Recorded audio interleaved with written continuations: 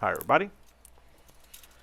Alright, so my 1 3/4 inch wrench is in there, you can see right there, and just beneath that fork you can see the giant Belleville washers and the nut that I'm tightening. So I don't have a spring scale. You need one to determine, how much poundage it takes to pull the nose gear left and right. So since I don't have that yet, I'm just kind of tightening it up just so it doesn't go anywhere.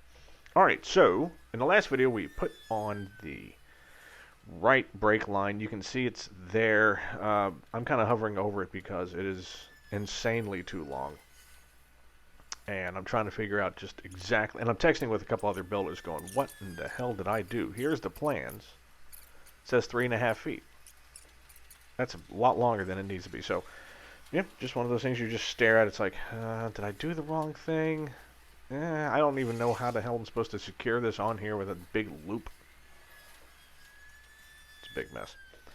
Alright, so we're going back into circuit breaker hell, and I do apologize because we were kind of doing this last time, and I told you there are going to be 3 or 4 more videos. Well, it's about that, and this is fortunately one of them. So we've moved them all over onto the new plate, right? So the only difference between the old one and the new one is about, I don't know, instead of like 0.9 inches between breakers, I think it's gotten down to 0.75, and the rows are only separated by like 1.2 inches or something like that. It's not too tight. It's not in danger of ever shorting out or anything like that, but they are slightly,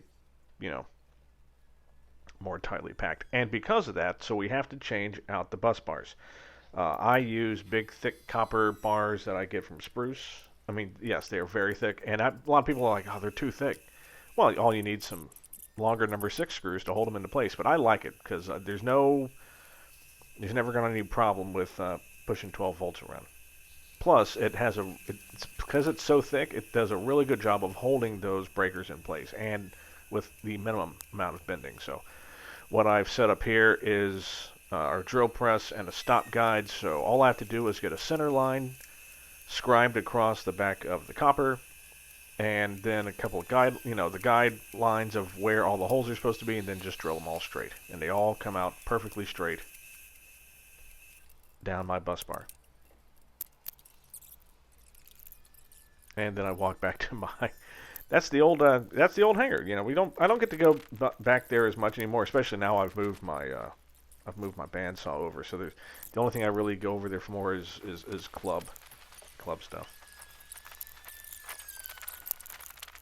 All right, so oh wow, I'm trying to give myself a seizure with this video here. So now that we've got the bars all cut, we can go ahead, trim up the ends, and then put those onto the back of the circuit breaker, and we will be happy. So the things that I've removed. So talking about my EFII system. So each one of the coil packs that you use to generate spark for your cylinders, I've got each one of those. So those need a 15 amp breaker.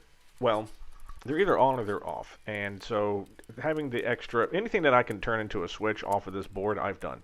So like the ECUs, they're on switches. Let's see, what were the other things I took off? I can't remember off the top of my head, but those are the 2 biggies. Oh yeah, the defrost fan, that's going to be on a 1 amp breaker switch. 1 amp breaker switches are actually expensive. Why? Well, even like the standard Carling switches that you buy from Spruce, like the simple on-off switches, those can handle 15 amps of 12 volt DC. Well, what if you need less? I mean, they're great if you exactly need 15, but also they're not, entirely that accurate. So you need something as accurate as a 1 amp breaker on a switch. It's going to cost you, but totally worth it.